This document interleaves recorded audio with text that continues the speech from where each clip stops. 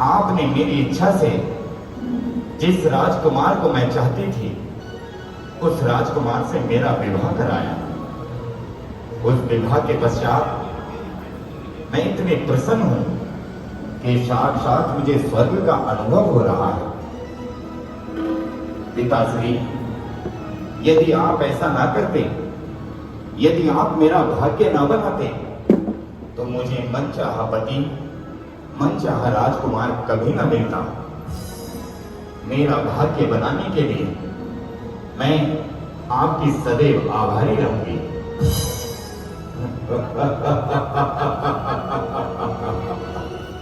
देखा महामंत्री, एक पिता के लिए इससे अधिक प्रसन्नता और क्या होगी कि उसकी पुत्री स्वयं अपने पिता के उस मान सम्मान का गुणगान करे।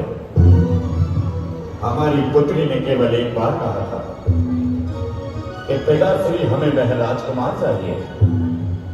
हमने बिना किसी निसंकोच होकर उसके विवाह के लिए हाँ की और स्वयं जाकर उस राजकुमार के यहाँ अपनी पुत्री के विवाह का निमंत्रण आदेश दिया। अब हमारी दूसरी पुत्री भी युवा अवस्था में है, इसलिए हम चाहते हैं कि क्यों ना मैना सुंदरी का विवाह भी ऐसे ही किया जाए। सोचो महामंत्री, जब दोनों पुत्रियों के इस तरह प्रसन्नता भरे पत्र आएंगे तो इस पिता का हृदय कितना प्रफुल्लित होगा। समय आ गया है कि हमें अपनी पुत्री मैना से भी बात कर लेनी चाहिए। जाओ और उसे लेकर आओ। जय श्री राम की आज्ञा।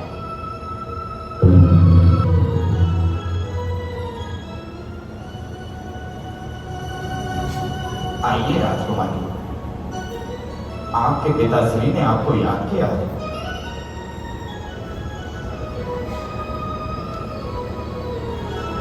प्रणाम पिताश्री। कितने सुंदर है मेरी बेटी। साक्षात ऐसा लगता है कि चंद्रमा स्वयं श्रृंगार कर धरती पर उतर आया हो। मैना, अभी अभी तुम्हारी बड़ी बहन के यहां से पत्र आया है। कहती है वह बड़ी प्रसन्न है और उसने बार बार धन्यवाद कहा है कि पिताश्री यदि आप विवाह के लिए हाँ ना करते, यदि आप मेरे पसंद के राजकुमार को विवाह के लिए प्रेरित ना करते, तो शायद आज मेरे भाग्य में कुछ और लिखा होता। पिताश्री, ये मेरी बहन की गलत सोच है। किसी के हाँ या ना करने से भाग्य नहीं बना करते। यदि बहन के भाग्य में वह राजकुमार ही था तो आप कोई भी यत्न कर लेते, उनके भाग्य में वही राजकुमार होता। मैना, तो तुम्हारा कहने का क्या अर्थ है कि हमारी बेटी सुंदरी अपनी ये इच्छा से उस राजकुमार के साथ विवाह कर लेती, उसके विवाह में हमारा कोई योगदान नहीं है? अरे यदि हम हाँ ना करते, यदि हम उस विवाह के लिए स्वीकृति ना देते, तो क्या तुम्हारी बहन उसी राज्य में उसी राजकुमार के यहाँ वधू बनकर जाती? तुम्हारी बहन ने साफ साफ इस पत्र में लिखा है, उस पत्र में कहा है कि यदि आप हाँ ना करते तो मेरा भाग्य बदल सकता था।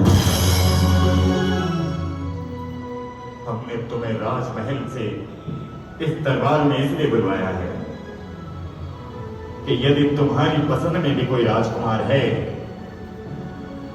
यदि तुम किसी राजकुमार से विवाह करना चाहती हो, तो निसंकोच होकर हमसे कहो। हम उस राजकुमार से तुम्हारा विवाह अवश्य करा देंगे। आप कैसी बातें कर रहे हैं? मैंने जैन पाठशालाओं में शिक्षा ली है। मुझे शिक्षा देने वाले आर्य का माताएं हैं।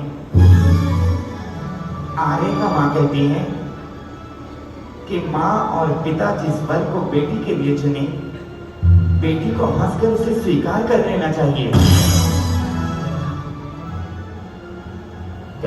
ऐसा ना हो कि तुम्हारी आर्यकाओं की ये वचन तुम्हारे भाग्य को बदल दे।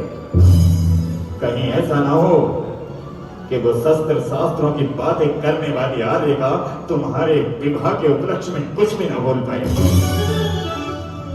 मैं ना, हमने ऐसे भी देखा है कि जो आज राजकुमार है कल को वह रंग हो जाता है। यदि तुम भी बड़ी बहन की तरह अपना भाग्य बनवाना चाहती हो तो बोलो, कोई राजकुमार यदि पसंद है तो हमसे कहो, हम उसका विवाह तुमसे अवश्य करा देंगे। पिताजी, आप ये किस तरह की बातें कर रहे हैं? आज आपके शब्दों में मुझे अहंकार दिख रहा है। आज एक पिता अपनी बेटी से नहीं, एक राजा किसी प्रजावासी से बात कर रहा है। आज तुम्हारे शब्दों से हमें बगावत की भूल आ रही है। भाग्य, ये जो तुम्हारे शरीर पर वेशभूषा है, रत्न जड़ित सिंहासन है, ये आभूषण है, ये सब इस राजा के हैं, तुम्हारे भाग्य के नहीं है। इस राज्य की तुम राजकुमारी हो क्योंकि हम राजा हैं, ये भाग्य भी हमने लिखा है। तुमने एक छोटी सी बात को इतना लंबा बना दिया।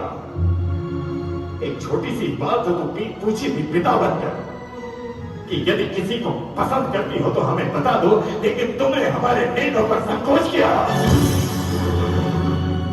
क्या कहता है तुम्हारा भाग्य जानती हो? तुम्हारा भाग्य ये कहता है कि यदि हम तुम्हारे सर से अपना हाथ उठा लें तो तुम्हारा भाग्य भिन्न भिन्न हो जाएगा। पुत्री हो तो मर्यादा में रहो।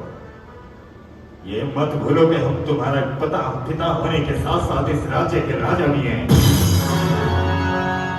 आप भी ये मत भूलिए कि आप साधारण से मनुष्य हैं। इस वेशभूषा से बाहर निकल कर देखिए। क्या आप ये समझ रहे हैं कि भाग्य बनाने और बिगाड़ने वाले आप हैं?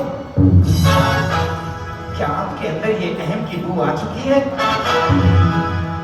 पिताश्री, तुम राजा बने हो तो अपने कर्मों से बने होंगे। मैं राजकुमारी हूं तो अपने कर्मों से हूं। कोई किसी के भाग्य का नहीं खाता, नहीं खाता, नहीं खाता, नहीं खाता।